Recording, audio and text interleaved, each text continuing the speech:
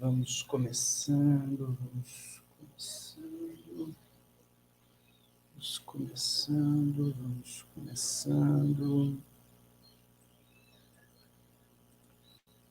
Bom, olá a todas, olá a todos, sejam todas e todos bem-vindos, bem-vindas a esta manhã de leitura e de trabalho sobre a classe trabalhadora do professor Marcelo Badaró Matos. Sempre me acompanha nessa manhã de leitura a colega Luísa Braido, o colega Escapim, lá do Cefet, a Luísa é minha colega de grupo Cairós, e o professor Marcelo Noriega Pires, que também nos acompanha, talento, mas já está todo mundo subido e aderido aqui ao nossa pequena jangadinha de leitura aqui, rente ao texto e dialogada com o texto.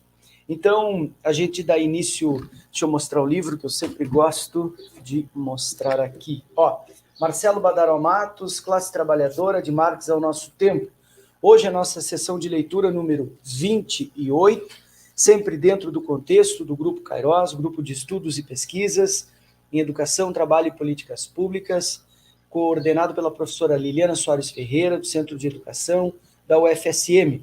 Então, hoje daremos sequência, eu não me lembro, colegas, em que ponto do livro a gente parou na última leitura. Página 111. 111, muito bem. Então, a Luísa, atenta, lá está, certo. Estávamos lá, exatamente lá embaixo, após uma citação dos Grundrisse sobre o roubo do tempo e a questão do tempo de trabalho. Aliás, o grupo chama Cairós, e Cairós é uma remissão à questão do tempo, seria um contraste ao Cronos, que é o tempo cronológico. O Kairos seria um tempo, o melhor tempo, o tempo da fruição. Falávamos disso, né, Escapim, na leitura ali do Tonedo Lessa, na quarta-feira, né, na nossa live secreta, né.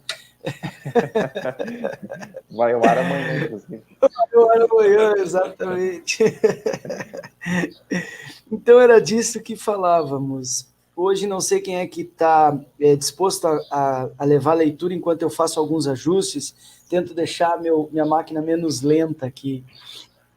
Quem é que pode ajudar na leitura? Posso iniciar? Pode então, Luísa, por favor. Inicie a leitura e eu vou ver se está tudo certo aqui nas contas. Está muito, muito lento. Eu vou reiniciar, mas eu já subo aqui de volta na jangadinha. Beleza. Tá. Vamos lá, então, página 111. Após a citação, olha. Em sua discussão sobre esse fragmento, Ben Said chama a atenção para o fato de que, embora no atual estágio de desenvolvimento capitalista, conforme a previsão de Marx, a mediação da riqueza por meio do tempo de trabalho se tenha tornado uma base miserável, porque as formas mediatas de trabalho têm peso cada vez maior em relação às formas imediatas. O capitalismo está bem distante de ter abolido o trabalho vivo, e aquela base agora miserável continua sendo a base para a medida da riqueza social. Daí que para Ben Said pode ser percebida uma mudança na composição orgânica do trabalho, mas não o seu fim próximo no interior do capitalismo. Em relação aos que retiram dessa passagem conclusões sobre a possibilidade de superação do capital quase automaticamente pela completa realização do prognóstico marxiano, resta lembrar que Marx define essa situação em O Capital como instituindo as condições materiais para fazer o capital voar pelos ares. Condições materiais que possibilitam, mas não encerram o processo de transformação. Ainda aqui cabe inquirir pelo sujeito social que ativará tal explosão do capital. Por outro lado, em sua crítica, Ben Said ressalta a unilateralidade dos profetas do fim do trabalho, tão críticos, por sua vez, da unilateralidade da imagem do trabalho como libertador. Para ele, falta a essas análises a compreensão da dupla perspectiva do trabalho, como tal a desvelou Marx. A terminologia empregada por Ben Said é ligeiramente distinta, já que ele preferiu falar em dimensão antropológica, em vez de ontológica, do trabalho. Mas, parece-me, chegamos aqui ao mesmo ponto ressaltado por Antunes. E aí, Luísa, antes da citação, vai uma citação do Antunes agora, né? Então eu gostaria de retomar esse parágrafo, ele retoma a nossa leitura sobre o tempo, a questão do tempo, e fala a palavra, lá ainda voltando na página 111, no último parágrafo ele chega a dizer, Marx, na medição da riqueza por meio do tempo de trabalho, então essa é a medida. Como que se mede o tempo? E, então, aqui tem uma discussão antiga dentro do marxismo, porque em aula, eu me lembro que eu tinha alguns alunos treinados ali pelo Instituto Farroupilha Liberal, que funciona no prédio do Padre Lauro Trevisan, em Santa Maria. Eles se organizavam e pagavam estudos para alunos no curso de economia da Unifra, eu me lembro. Então os alunos iam treinadinhos e diziam assim, você veja, Marx dizia que a riqueza era produzida e medida no tempo, portanto alguém mais inabilidoso, inábil, alguém que demora mais para fazer uma mesa, fará com que a mesa tenha mais valor, já que o valor é medido, é construído no tempo, né? Nada é desprendido do tempo. Só que essa questão do tempo, não podemos perder de vista que ele é um tempo socialmente necessário e historicamente determinado. Não é uma questão de simplesmente o tempo médio, mas é um tempo historicamente médio. Então é assim, no nosso tempo, na nossa quadra histórica, em pleno, estamos entrando agora na terceira década, quase, daqui uns dias, na terceira década do século XXI. Nesta quadra histórica, temos condições tecnológicas, condições sociotécnicas, condições de expertise, para usar uma linguagem do mainstream, para construir uma mesa em 4 horas. Esse é o tempo socialmente médio, historicamente determinado, da construção, por exemplo, de uma mesa, de um software, de plantar um pé de pinheiro, de eucalipto para dar celulose para a indústria. Leva-se 20 anos na atual tecnologia. Esse é o tempo. Não é um tempo que um trabalhador isolado leva no galpão de sua fábrica, isolado em casa, na sua horta, no seu laboratório, no seu meio, no seu mundo do trabalho, para produzir. Portanto, não tem nenhum sentido, não tem sentido aquele argumento de que quanto mais inabilidoso, mais valor terá o produto. Não, pelo contrário. Se um operário isolado ele for inabilidoso e levar mais tempo para produzir alguma coisa, ele terá problemas em qualquer sociedade. No modo de produção capitalista terá, ou em outro modo mais comunal da força de trabalho, também o terá, porque ele não terá habilidade para produzir, embora socialmente, porque socialmente já estão mais avançados. Todos os outros operários, as condições sociotécnicas já são maiores. Então, é o que o Marx vai dizer aqui, que o Badaró lembra, né? Tenha se tornado uma base miserável. Claro, a miserabilidade só tem aumentado. E aí, ainda no final da 111, ele diz: o capitalismo está bem distante de ter abolido o trabalho vivo. Portanto, a teoria do valor do trabalho mais viva, mais viceja do que nunca na base material do trabalho. Tanto é que toda vez que o capital se vê em apuros, como agora, diante de uma crise, ele investe contra o trabalho vivo, contra a força de trabalho vivo, contra direitos sociais, garantias sociais, previdenciária. Isso mostra que o trabalho está longe de ter se tornado a base real e base viva.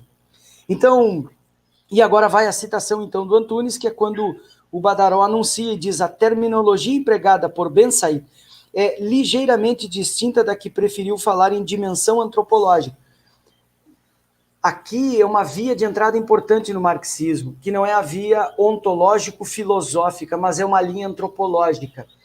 Isso é muito importante, porque volta e meia se vê que há um dissenso, não possa haver aproximação entre antropologia e marxismo. Eu tenho formação em antropologia, eu sou antropólogo, e rumei para os rumos do materialismo histórico sem nenhum problema, sem nenhuma incongruência teórico-metodológica. E o Ricardo Antunes é que vai fazer esse anúncio aqui para a gente, por favor. O dogma do trabalho libertador e a profecia do final do trabalho têm em comum sua unilateralidade. O primeiro só considera a dimensão antropológica do trabalho, abstraindo seu caráter historicamente determinado. O segundo só leva em consideração seu caráter concretamente alienado e alienante, abstraindo suas potencialidades criadoras. Na realidade, na imbricação da ação e do trabalho, as dimensões antropológicas e históricas estão estreitamente combinadas. Ainda que a alienação domine o trabalho assalariado, há, ao mesmo tempo, um processo de socialização forçosamente ambivalente. Não se trata de negar essa contradição, mas de se instalar nela para trabalhá-la. Por trás do trabalho imposto persiste, ainda que de forma débil, surda, essa necessidade do possível, que diferencia a atividade humana da plenitude simplesmente vegetativa. É o sinal, mesmo, de sua finitude e de sua capacidade para ir mais longe, para melhor ou para pior.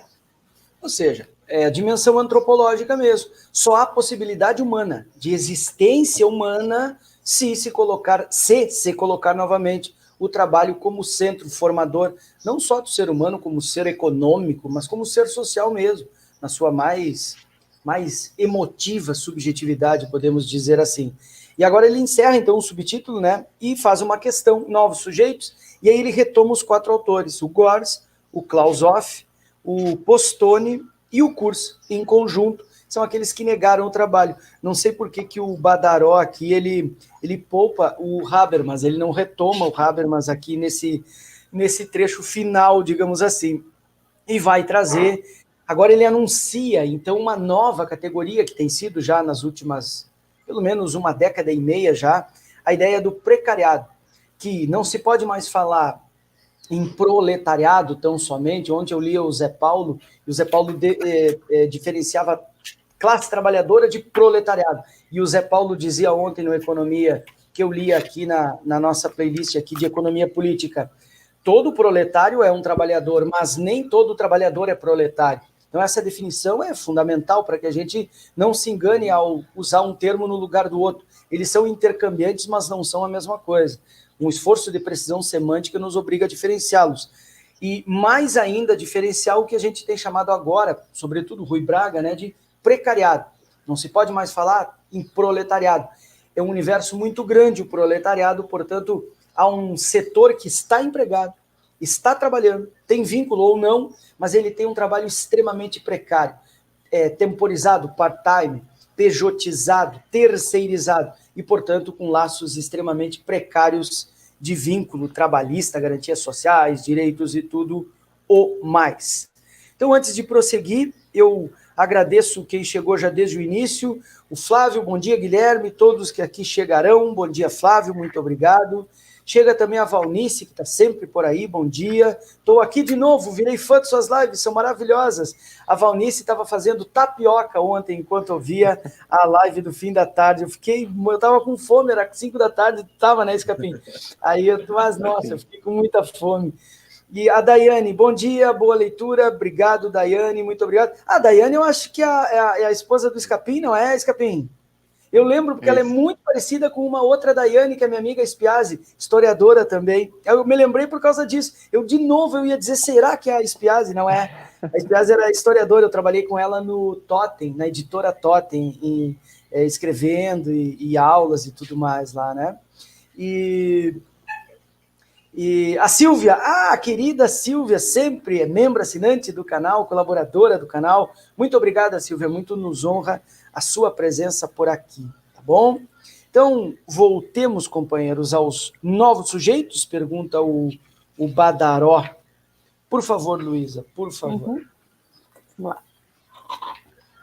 Nos últimos anos, diante dos limites evidenciados pelas lutas dos trabalhadores realmente existentes, das teses sobre o fim da classe trabalhadora ao estilo do que propugnaram há 2 ou 3 décadas, Gors, Off, Postone e Kurz, é surpreendentemente que elas continuem sendo utilizadas em escala relativamente larga nas análises sobre o capitalismo contemporâneo. São, porém, referências menos visíveis do que o eram há 10 ou 15 anos.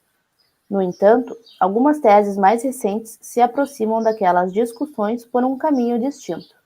É o caso de uma perspectiva de análise que não nega a existência de um sujeito da transformação, mas aceita como pressuposto a generalização da desindustrialização nos países de capitalismo avançado do hemisfério norte, para retomar o argumento do declínio do proletariado. Com isso, um novo sujeito emergiria desse declínio da classe trabalhadora, o precariado. Mesmo tendo em vista que existem diferentes matrizes de uso do termo, há autores mais diretamente associados ao seu emprego, entre as quais se destaca Guy Standing, cujo livro mais importante nessa direção é O Precariado e a Nova Classe Perigosa, cuja edição original foi publicada em 2011. Em sua análise... Veja, Luísa, que em 2011 eles já publicavam lá na gringa, né, lá no coração do sistema burguês na Europa, nos Estados Unidos, em inglês, em francês, nas línguas, digamos assim, mais expandidas pelo mundo, a categoria precariado. Por isso que a gente já pode falar em torno de uma década e meia, que até se consolidar na literatura, ele também já tem que ter uma certa existência na base material acadêmica e mesmo política, no jogo político, né? Eu fui lá no outro computador agora e vi que tem meia dúzia de pessoas nos assistindo no Facebook, estamos também no Face. Não fique no Face, venha para o YouTube, é uma plataforma muito mais amigável para a gente dialogar. Os comentários que a gente vai aqui debater são os comentários aqui do YouTube. Venha para cá, venha para o YouTube, faça inscrição no canal, comente no vídeo, faça um comentário de engajamento, venha para cá. É aqui que a gente está, tá? Mas de toda forma, muito obrigado para todo mundo que está nos acompanhando, tá? Prossiga, Luísa, por favor. Vamos lá. Em sua análise, Standing caracteriza o precariado mediante um conjunto de inseguranças em relação a mercado de trabalho, emprego, carreira, condições de trabalho, rendimentos, aprimoramento profissional e representação coletiva, que o constituíram como uma classe em formação, ainda carente de uma consciência coletiva que lhe permitisse atuar como classe para si. O precariado é também definido por uma perspectiva contrastiva, ou seja, pela diferenciação com que o Standing considera ser o proletariado classe trabalhadora, e com outras categorias de estratificação social empregadas pelo autor, como a de salariado, no mesmo sentido empregado por Gores, entendido como um setor mais estável e protegido por benefícios sociais entre os assalariados, apresentados por ele como privilégios, em suas palavras. Agora ele vai citar o autor, mas além do precariado, tem também o salariado. Eu também já vi em italiano, quando usam, é salariato. Mas é exatamente esse. Esse, embora seja precário, ele tem uma certa estabilidade. Por exemplo, ele vai ter, nos nossos moldes trabalhistas aqui, uma carteira assinada, não estará sujeito à carteira verde e amarela do Paulo Guedes, sem direito nenhum. Para quem é mais velho, quem é mais jovem não sabe, mas lá atrás, lá no início, logo depois da Constituição, todo mundo tinha estabilidade, ninguém não poderia ser demitido assim, não mais. E aí, então, criou-se aquilo, na iniciativa privada, né, criou-se aquilo que se conhece por fundo de garantia. O que é o fundo de garantia? É um fundo econômico, um valor que é depositado mensalmente na conta do trabalhador, é uma conta institucional, né, que vai acumulando com o tempo de trabalho. Eu me lembro que quando eu trabalhei por 10 anos na Unifra, na Universidade Franciscana, e quando eu saí, eu fui lá e eu tinha depositado lá um certo valor lá de fundo de garantia. É aquilo que substituía, por exemplo, a estabilidade que o serviço público concede, né?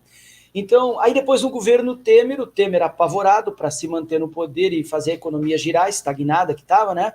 Ele liberou que todo mundo resgatasse o fundo de garantia. Ele só era permitido se você fosse comprar um imóvel, eram alguns pré-requisitos. E aí o Temer liberou. E agora esse governo aí, o desgoverno da devastação, liberou mais ainda que se gaste. Claro, numa economia totalmente desestabilizada, totalmente instável e desfavorável, aí então a pessoa se vê pela necessidade imediata de sobreviver, de se alimentar, vai e resgata. Ah, mas o trabalhador não pensa no futuro. Ele pensa, se ele tiver segurança no presente, ele conseguirá. programar o futuro, ter um pensamento prospectivo, como diz o Gessé Souza. Mas diante da fome, da miséria, ver o filho com fome ou sem condições de estudar, o cara gasta o dinheiro na imediaticidade. Então são essas garantias que o salariado tem e que o precariado nem isso consegue ter. E agora, então, a citação do...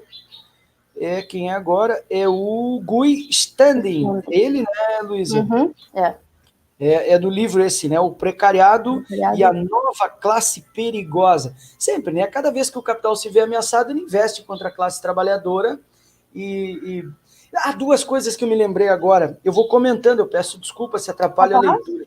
Mas a Ticico, que é uma baiana, uma advogada baiana que eu sigo ela é muito atuante nas redes sociais, e ela estava falando agora de manhã, hoje de manhã no Twitter, a respeito exatamente desse negócio. O governo cada vez mais se arrisca diante da pandemia, não promove vacinação e tudo mais, e diz ela assim, será que isso não é suficiente para o governo cair? Aí eu retuitei e respondi a ela, não, isso não abala o governo. Matar pobre, trabalhador, não abala o governo, pelo contrário, deixa mais forte. E aí eu me lembro do Twitter do Breno Altman, ontem, ele colocou assim, que a gente fala que tem vivido numa sociedade do ódio e tudo mais, né? É o contrário.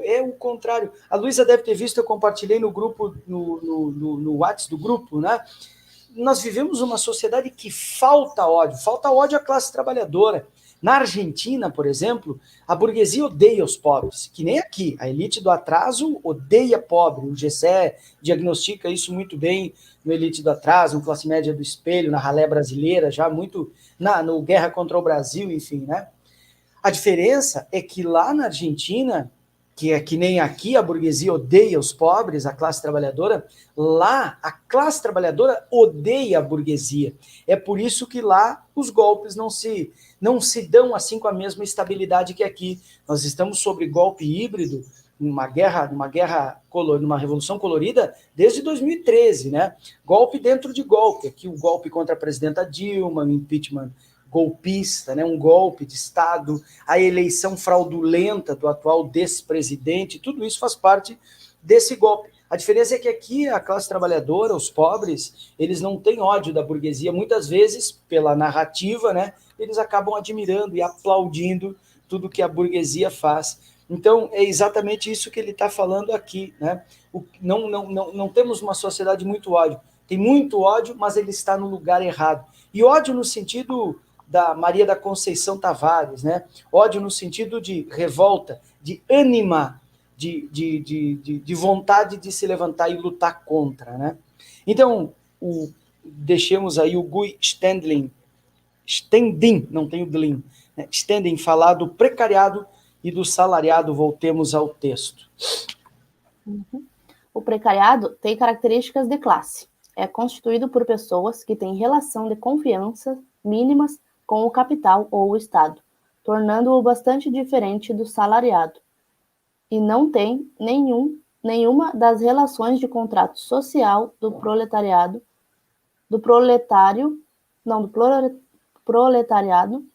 em que seguranças trabalhistas foram fornecidas em troca de subordinação e lealdade contingente. O acordo não escrito subjacente aos estados de bem-estar.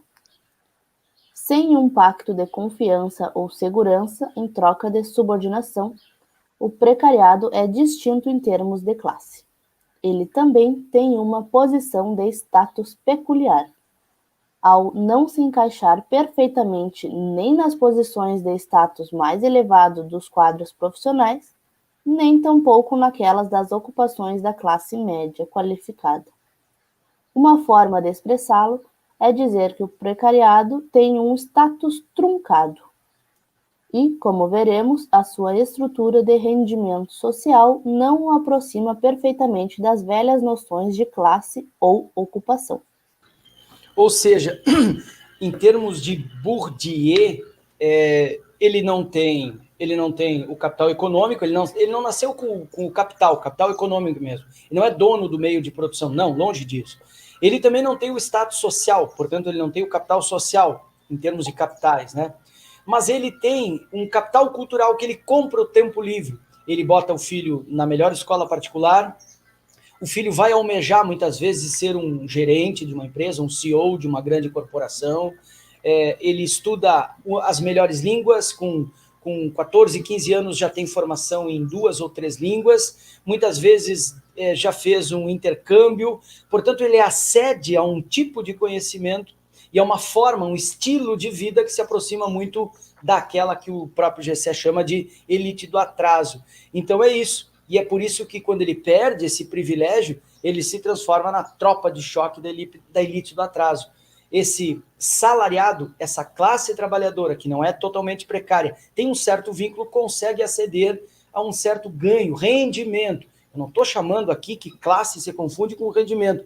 Por favor, não me confundam com uma coisa dessas, né? Mas isso acede, não acede no capital econômico, nem no capital social, mas acede no capital cultural, no capital intelectual, né? Consegue ter a melhor faculdade, consegue pagar uma PUC, uma Unicinos, aqui em Santa Maria, uma universidade franciscana, né? Ou mesmo pagar o melhor cursinho para entrar nas melhores vagas da medicina da federal, da engenharia, do direito da federal, né? Então é isso, ele consegue chegar muito perto.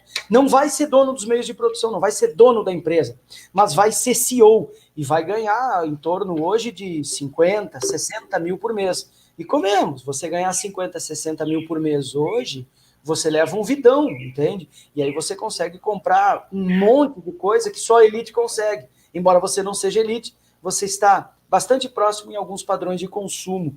E é disso que ele está falando aqui, né?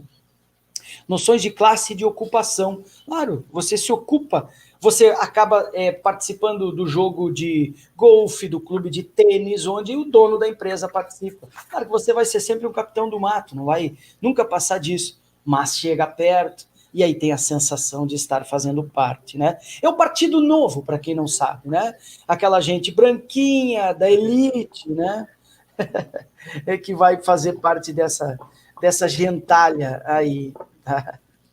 Mas, por favor, adiante. Vamos lá. Agora nas palavras de Badaró. Para além de eventuais críticas, a forma como combina matrizes distintas de entendimento do conceito de classe social para apresentar sua nova classe, o problema maior dessa forma de apreensão do quadro atual parece residir nas bases da comparação que permitem a Standing dizer que o precariado é uma classe distinta do proletariado. Ou seja, em sua análise, a definição de proletariado ou classe trabalhadora está diretamente associado à relação de emprego padrão, contrato estável, situação próxima ao pleno emprego e garantias de direitos sociais.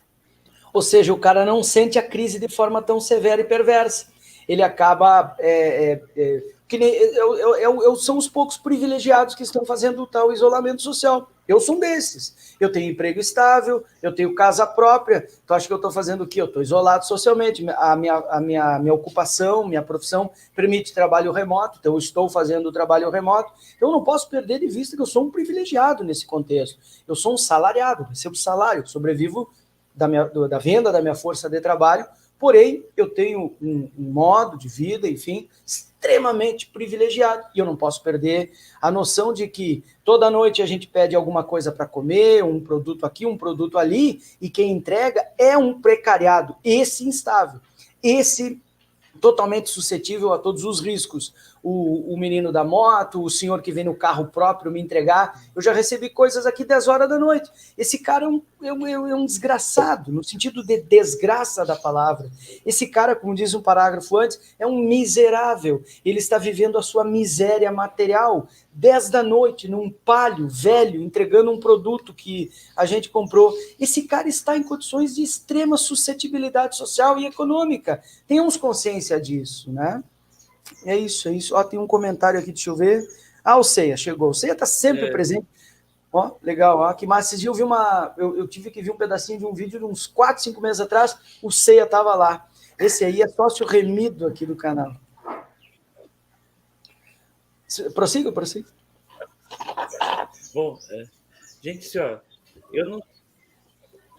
eu não sei se eu tô se eu estou forçando a barra um pouco, mas eu comparo muito essa questão do cariado com a questão do que o Marx coloca no Capital do salário por peça, que é aquele que não tem vínculo nenhum, que trabalha por rendimento, por aquilo que ele faz, né? E eu relaciono muito essa questão do precariado, aquele que entrega lanche, por exemplo, com aquele trabalhador que o Marx tocava, que queria que era o mais da pior situação, né? Que é aquele que na fábrica trabalha por peça, pela produção, né? E o próprio Marx coloca isso na questão também, ele até já fala de um tensionamento maior ainda nas relações entre burguesia e proletariado, no caso, né? E no sentido de pensar também essas movimentações agora que nós temos, de enfraquecimento dessa questão do movimento sindical, enfim, a questão do problema da consciência de classe, ao mesmo tempo que a gente teve aquele movimento dos breaks dos APs, né? Que foi, no momento de retração da luta de classes, um dos principais acontecimentos que a gente teve nos últimos tempos, né? Eu acho que isso também faz essa relação, só que eu não sei se também não é uma forçação de barra da minha parte, mas eu vejo muita proximidade nisso. Eu vejo também, exatamente. Mas é a ideia da transformação. Estava ali naquele modo de extração de mais-valia, o trabalho por peça, e está agora no trabalho por entrega, por exemplo. Tem tudo a ver, claro que sim, Marcelo. E o Tenório propõe aqui, ó, dizer essa condição de privilégio do sujeito que acumula capital cultural só aparentemente tem independência da determinação essencial de ser ou não proprietário dos meios de produção. Claro, Jacques, perfeito, é isso mesmo. Apenas faz subir o rendimento, mas não faz mudar de classe. Não é uma questão de classe, sem dúvida. Adiante. Uhum. Acontece que, embora Stambi pareça reconhecer que esse modelo vigorou apenas na Europa do pós-guerra, sua análise no geral tende a ignorar que a relação de emprego padrão sob condições capitalistas foi uma anomalia histórica. Para lembrar a discussão já comentada de Marcel van der Linden, uma anomalia restrita no tempo a um período de menos de 3 décadas que se seguiram ao fim da Segunda Guerra Mundial, confinada no espaço a um grupo de países que viveu o desenvolvimento capitalista avançando no norte do globo e, mesmo nessas áreas, restrita aos trabalhadores do sexo masculino. Aqui tem um ponto que a gente tem que chamar atenção. Aquilo que digamos assim, que os teóricos, os pensadores do coração do sistema burguês, aqueles citados ali na página anterior, o Gors, o Off, o Postone, o Kurz, o Habermas, viram como coisa toda, como marca histórica, como fim de um grande desenvolvimento histórico, na verdade não passou de uma curva curta de inflexão. Ou seja, eles viram a parte e pensaram que era o todo. É isso que o Badaró está chamando aqui de, entre aspas, claro, né? Anomalia histórica. Aquilo que vinha transcorrendo historicamente o desenvolvimento da classe trabalhadora. É o nome do texto, né? A classe trabalhadora desde Marx até o nosso tempo.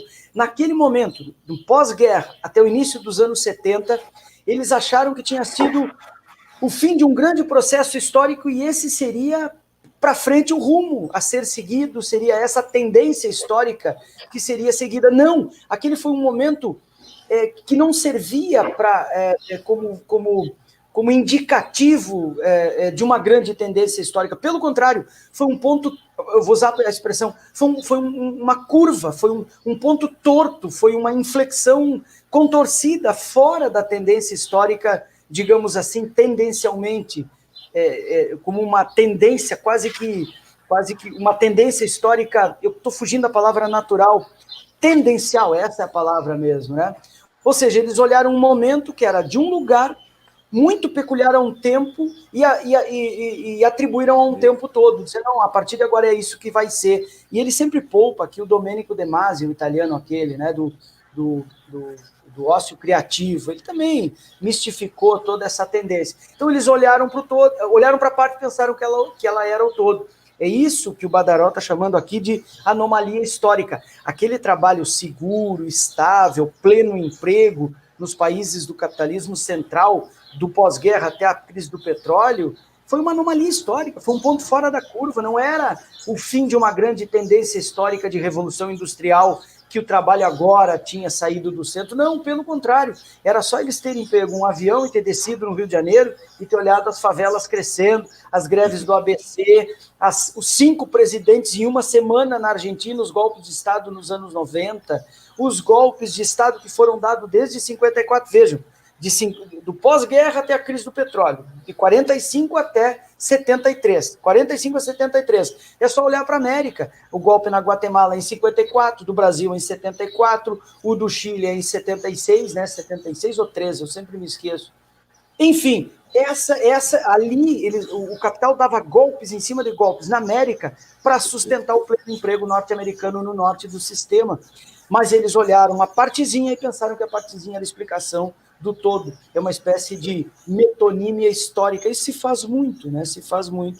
E não tinha, realmente não era isso. E essa explicação, a classe operária, essa anomalia histórica, é o quê? É a classe operária formal, ou seja, um operário, maioria masculino, homens, claro, né? E empregados na indústria pesada, que era a indústria keynesiana, que é o nosso colega Luiz está estudando pontualmente isso, o Márcio Minervini, ele está estudando isso. É aqueles 30 anos gloriosos, dito pelos economistas, né, de um keynesianismo fordista. Então, é industrial, indústria pesada, indústria de bens de consumo, formal, né, todos eles tinham emprego, carteira assinada, garantias e direitos sindicais, no Brasil ainda, lá do Getúlio, né, e depois disso, só total desfragmentação. Aí veio o neoliberalismo, o governo Fernando Henrique, primeira reforma da Previdência com o governo Brito, que depois veio virar governador aqui do Rio Grande do Sul, e agora é CEO da Zaleia,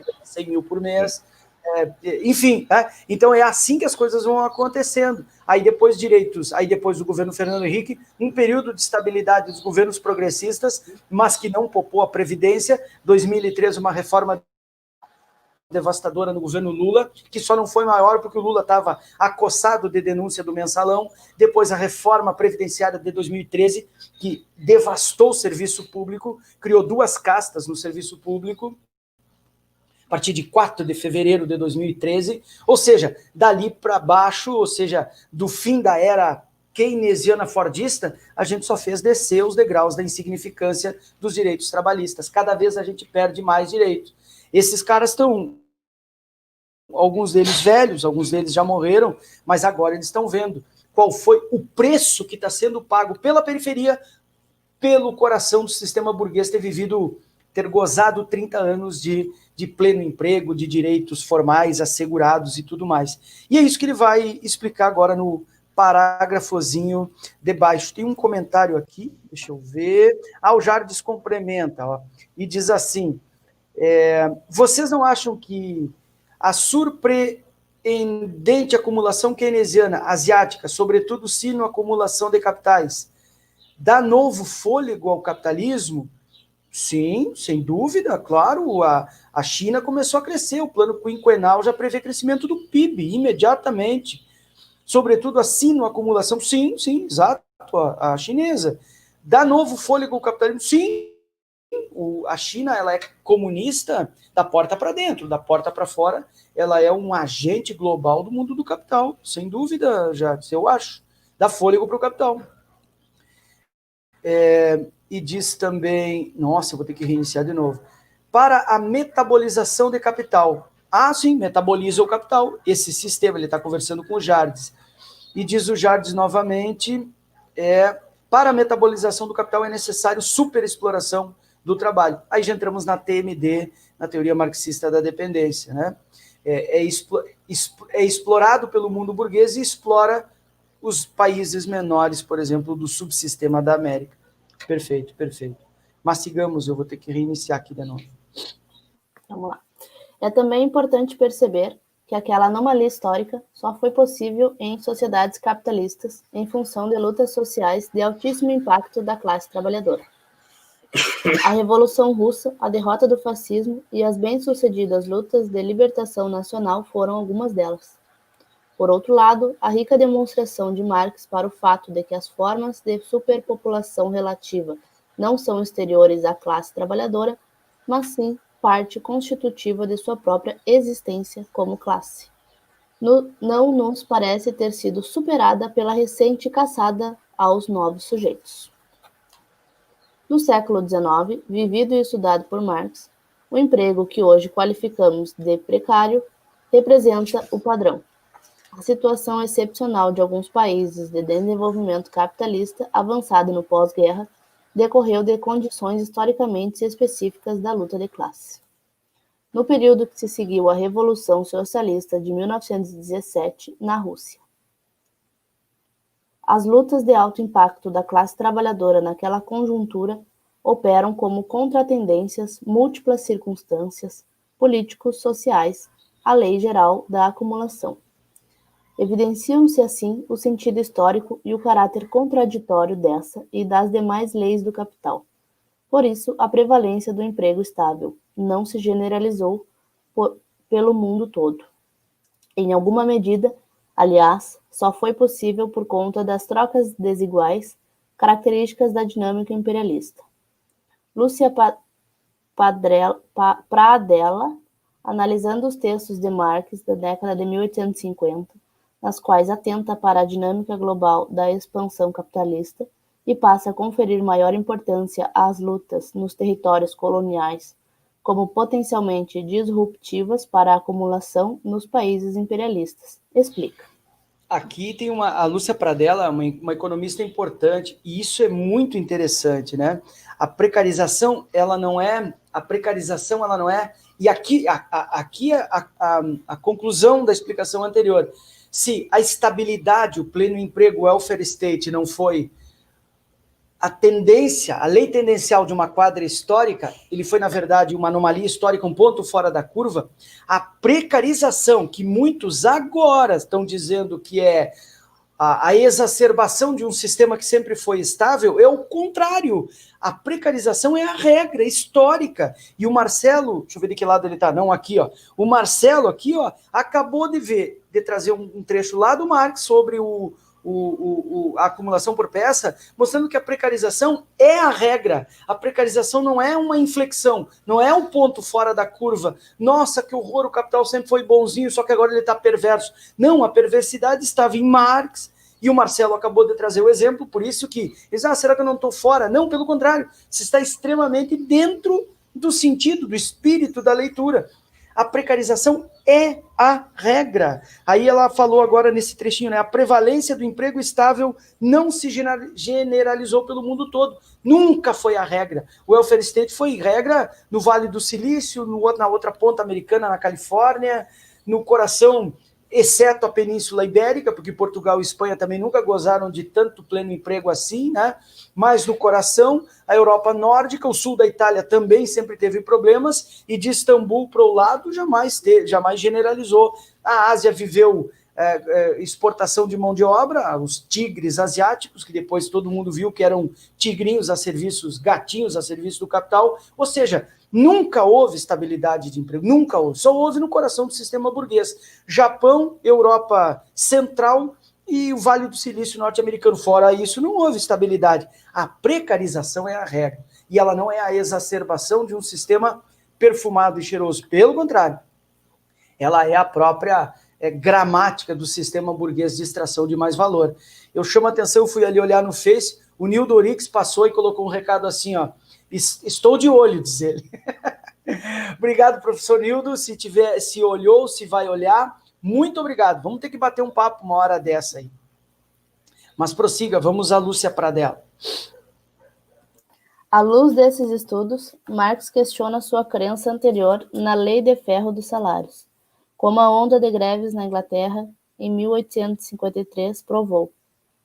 Inovações tecnológicas e expansão imperialista tornavam possível para o movimento da classe trabalhadora, em países imperialistas, cobrar sua fatia da prosperidade econômica e atingir melhorias materiais. Voltando às palavras de Badaró. Nesse ponto de vista, a precarização como regra só pode ser vista como novidade se for abstraída a longa trajetória histórica da classe trabalhadora, desde o tempo de Marx.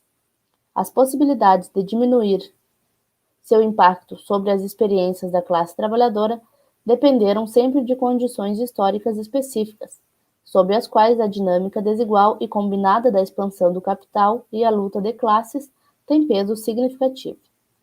Nessa linha de raciocínio, em um ensaio crítico em relação ao trabalho de Stanley e de outras análises do precariado, como Nova Classe, Brian Palmer expõe uma caracterização do proletário que valoriza a expropriação, desapossamento.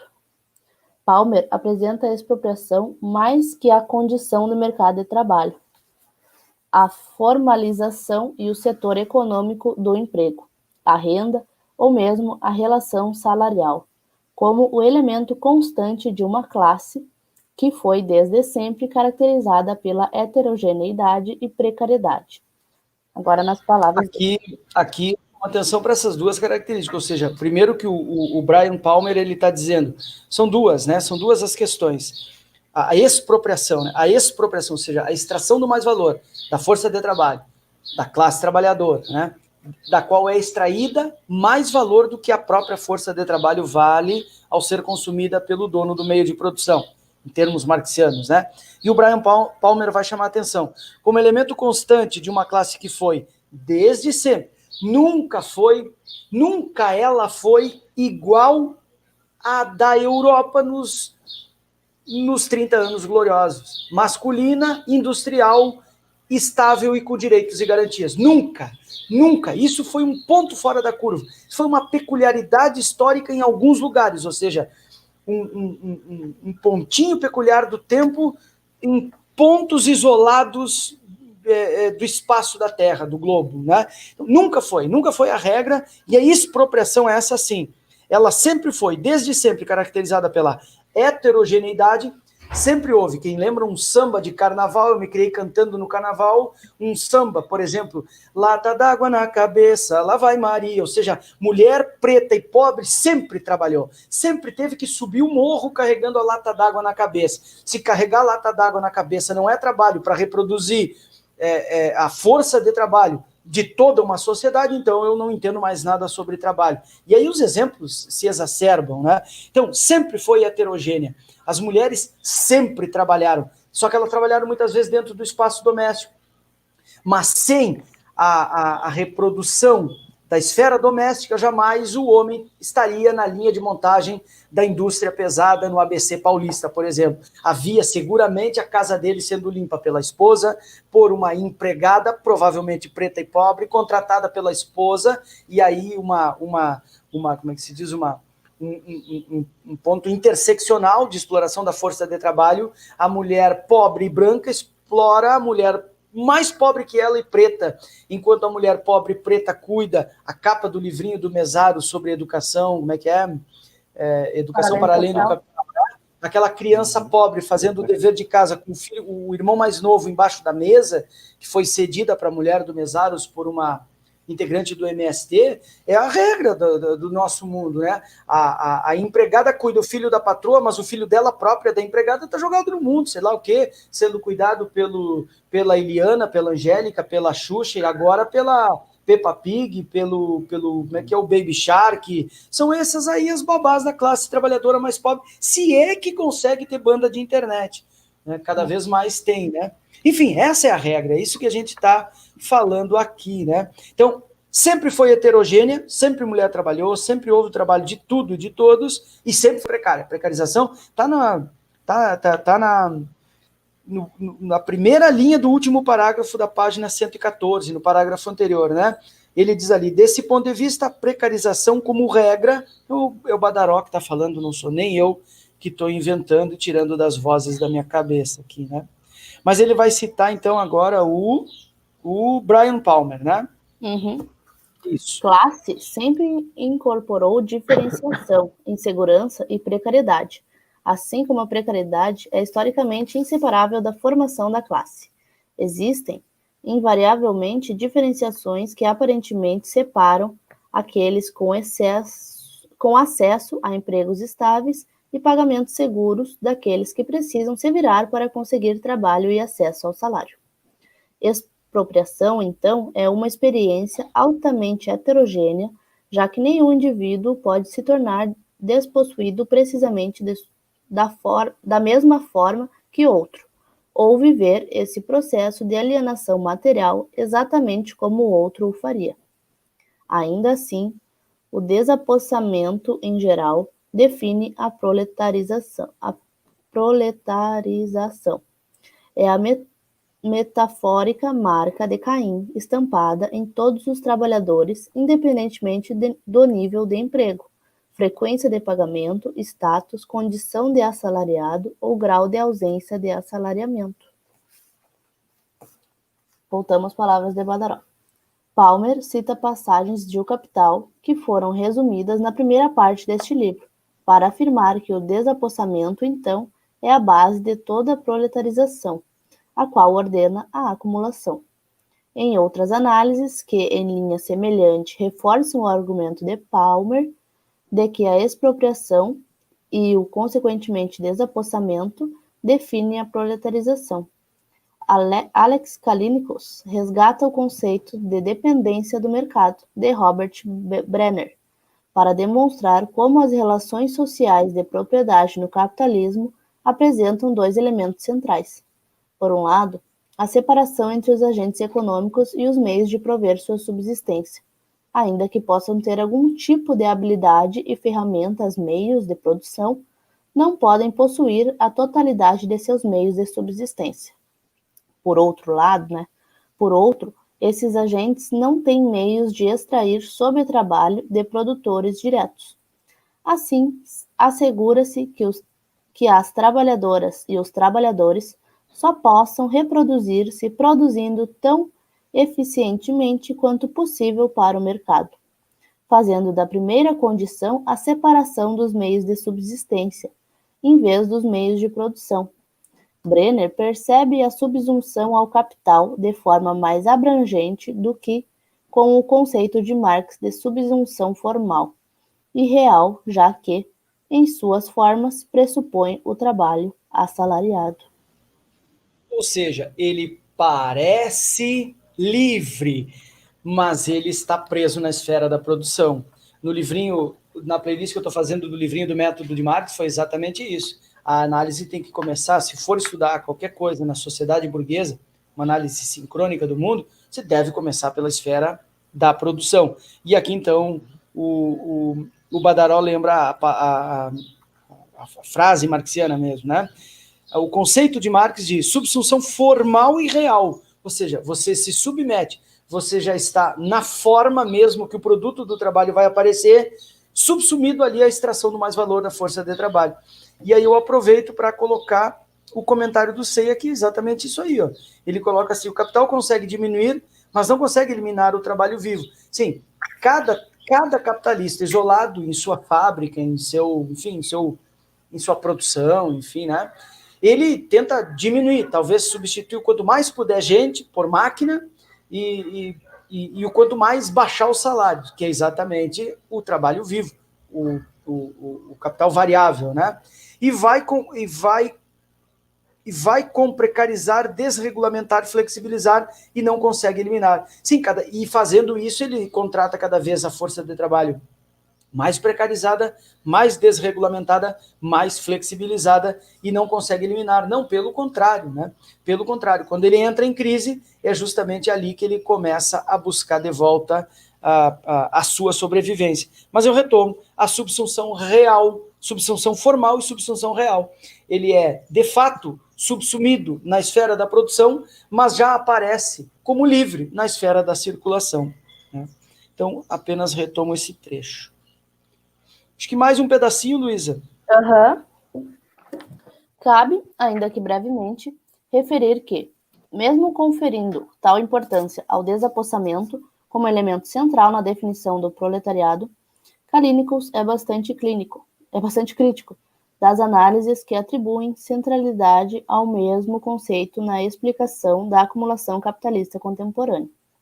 Como no caso de algumas obras de David Harvey, para quem as características associadas ao desapossamento e atribuídas por Marx ao processo de acumulação primitiva, saque, fraude e violência, teriam precedência analítica sobre a extração de mais valor por meio do trabalho assalariado, que seria, afinal de contas, uma forma específica de acumulação por desapossamento, porque é simplesmente a alienação, a apropriação e o desapossamento da capacidade do trabalhador de produzir valor no processo de trabalho. Nesse debate, tendemos a concordar parcialmente com Calínicos, que recebe a passagem do livro 1 de O Capital, que recorre a passagens do livro 1 de O Capital, para mostrar que Marx ali reforça a diferença entre a etapa histórica da acumulação primitiva e a acumulação de capital, quando o processo de produção capitalista está completamente desenvolvido, gerando constantemente uma superpopulação relativa, pois nessas condições a força direta extraeconômica continua em uso, mas apenas em casos excepcionais. Isso não nos impede de reconhecer que o uso da força extraeconômica para garantir a acumulação está longe de ser apenas uma excepcionalidade. A questão é que não se trata mais de uma etapa prévia ou originária, mas uma subordinação das formas de expropriação, tanto tradicionais quanto novas, ao processo de acumulação ampliada. Muito bom. Luísa, eu acho que a gente vai... O próximo parágrafo, porque aí ele cita o John Foster e o Robert McChesney. Eu não conheço esses autores, não os li, mas ele tem um degrauzinho no texto sobre a expansão da força de trabalho global. Então, agora, nesses 2 parágrafos, não há nenhum tipo de degrau. Então, acho que a gente se força a andar um parágrafozinho mais. Porque, e sem falar que antes ali, eu gostaria de só lembrar que no parágrafo que a Luísa acabou de ler, ele cita um trechinho do Harvey e é no Para Entender o Capital. Ele é um livro que tem problemas. A gente leu em grupo um trecho dele e detectou esses problemas. Quem estava presente era o Demétrio, que para mim, um cara que comigo, eu aprendi muito com o Demétrio lendo o Capital. E ele apontou problemas com o Harvey, mas nem por isso eu detecto em Harvey um autor menor. Eu acho um autor interessante, importante dentro do cenário marxista. Tá? E tem marxista por aí no YouTube dizendo que o Harvey é um fenômeno editorial, uma invenção da Boitempo. Eu não concordo com isso, acho que é um autor importante. Tá? Mas vamos a esse parágrafo, pelo menos, Luísa, por favor. Vimos que a expropriação é uma categoria-chave para a discussão que Marx realiza no capítulo sobre a acumulação primitiva de O Capital, e mantém estreita ligação com a categoria de superpopulação relativa, que é central ao debate do capítulo anterior sobre a lei da acumulação. Uma análise recente sobre o capitalismo contemporâneo, que procura explicar a dinâmica da precarização das relações laborais em escala planetária à luz das elaborações da Lei Geral da Acumulação, apresentada por Marx, combinada a uma reflexão sobre o imperialismo, é a de John Foster e Robert McChesney. Em um estudo sobre a crise capitalista, mais especificadamente em um capítulo sobre o exército global de reserva e o novo imperialismo. A dupla procura analisar a dinâmica atual da relação entre a expansão do capital multinacional e a grande mudança global do emprego, com a expansão do trabalho para o mercado no sul do globo, em comparação com a percepção de seu relativo encolhimento ao norte. Segundo Foster e Mac... Aqui, Luiz, eu acho que aqui sim, acho que aqui a gente faz exatamente o degrau do texto. Então ele está falando exatamente sobre um exército global de reserva e o novo imperialismo. O imperialismo seria um capitalismo contemporâneo numa nova fase monopólica imperialista, né? E ele faz uma comparação entre o sul e o norte global, que o exército industrial de reserva é um no norte global e outro no sul global. E aí ele vai anunciar uma citação pequena destes autores que eu não li, o Foster e o McChesney, não é o Chesney, não confundam, por favor, tá? E logo depois ele começa a citar o Rui Braga. Finalmente chegamos no Rui Braga. Eu gosto, um autor brasileiro, um autor importante, eu acho interessante que o Badaró dê crédito e trabalhe com trechos, inclusive citações diretas em relação ao Rui Braga. E logo, logo eles vão mostrar que, precisando ajustar as contas públicas, né, dos próprios estados nacionais keynesianos, neoliberais agora, do novo capitalismo, largou investiu promovendo revoluções coloridas, guerras híbridas, guerras não convencionais, guerras de quarta geração no sul global. Entre elas, a nossa conhecida junho de 2013, as jornadas de junho, né? Que vão aparecer na próxima página. E aí, então, ali embaixo a gente vai terminar provavelmente o capítulo, a parte inteira, a parte 3, né? Começa a 4. No próximo encontro, provavelmente a gente talvez até avance nesse degrau no próximo encontro. Mas eu proponho que a gente pare exatamente aqui e retome no encontro que vem. Hoje é dia 11 de dezembro. É isso, companheiros. Alguma coisa para destacar? O Marcelo, o Escapim? Não? Então tá bueno, Escapim. Ó, fala. Perfeito. Vai falar, Escapim? Não, até não me pronunciei muito hoje, na verdade, porque o texto ele é bem didático na exposição, né? A questão do Madaró. E o que fica explícito, tentando fazer uma síntese do que foi trabalhado, é que, de qualquer forma, considerando os saltos históricos, avanços e rupturas, ou os avanços e recuos nas transformações históricas, o trabalho vai estar submetido ao capital. E a sua expressão mais forte, e usando um termo da questão da alienação do trabalho, é o trabalho assalariado. Então, a gente tem que compreender que o trabalho assalariado, todo trabalho produtivo, ele é assalariado. Não significa que todo o assalariado seja produtivo, mas todo trabalho produtivo, ele é assalariado, considerando suas transformações, embora é importante considerar que há trabalhos assalariados que são produtivos de forma indireta, como foi o exemplo do trabalho doméstico. O trabalho doméstico é um trabalho indiretamente produtivo, ele não está diretamente vinculado à produção de mais-valia, mas ele cuida da força de trabalho, que essa, por sua vez, é quem vai produzir a mais-valia. Então, essa é a forma, recorrendo a um termo que o autor utiliza aqui na página 112, que é a composição orgânica do trabalho, que é uma expressão do Ben Said, que, trazendo em termos do Ricardo Antunes, são as metamorfoses do trabalho. Então, essas são as mudanças do mundo do trabalho que vão sendo adequadas às demandas e às necessidades do capital. Então, de qualquer forma, o trabalho, nessa lógica estrutural de exploração do homem pelo homem, o trabalho vai estar sempre sendo subordinado ao capital. Então, essas tentativas do fim do trabalho, do fim da classe, enfim, elas não encontram respaldo na história. A história derruba por terra essas composições, né, essas teses. E o pior de tudo é que elas ainda ganham força ao longo do tempo, ou elas são retomadas ao longo do tempo, né? Essa é a questão. E aí entra a questão das narrativas, o embate ideológico, que forma uma forma específica de racionalidade, que é essa onda do empreendedorismo, essa lógica neoliberal que a gente vive na contemporaneidade. Perfeito, perfeito.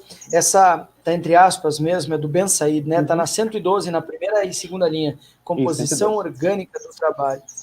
Exatamente. Exato. Assim como a composição orgânica, o dilema, digamos assim, o contraste entre capital e trabalho. Então, se há uma composição orgânica do capital, ela se incha, a composição orgânica do trabalho também é uma categoria de análise, me parece mesmo, bem interessante, bem destacado, tá bem? Então, semana que vem, a gente provavelmente encerre a parte 3 e já coloque o pé direto na parte 4, que vai trabalhar o debate historiográfico recente sobre a classe trabalhadora. Aí saímos de uma análise empírica, material da classe trabalhadora, para um debate dentro da história, da historiografia. Historiografia é eu não vou aqui explicar, ensinar o padre a rezar a missa, o Marcelo mesmo é historiador. A historiografia é a escrita da história, é a forma como a história narrou, explicou determinados fatos históricos. Então, vai mostrar como que a classe trabalhadora foi vista na história. E é um debate teórico importante, eu diria, inclusive, vai mostrar o debate entre Thompson e Hobsbawm, debates que eu só tomei conhecimento, porque eu passei muito rápido pela história, né? E a história social do trabalho é um baita campo de estudo, uma área maravilhosa. Bem?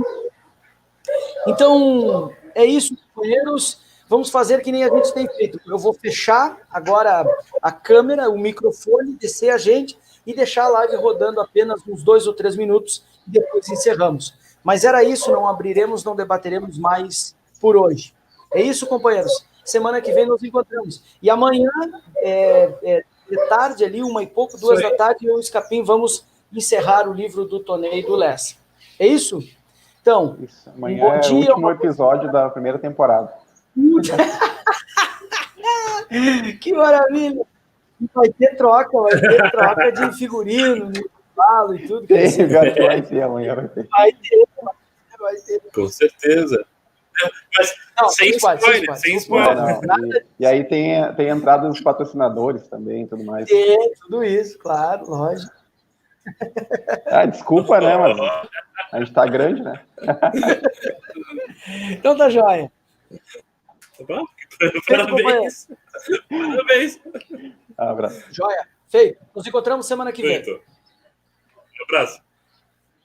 Semana que vem.